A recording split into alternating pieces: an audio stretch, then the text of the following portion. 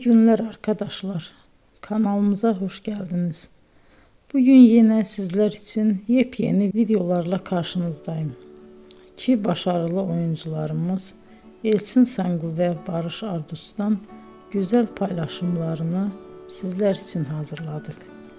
Elçin Sangu, Sevdim Alabora, Yalancı ve Mumları, Kiralık Aşk, İyi Günde Kötü Günde bu dizilerde rol almış ve herkes tarafından çok beğenilmiştir. Biz de Elçin Sangu ve Barış Ardus'tan en güzel sempatik fotolarını sizler için hazırladık.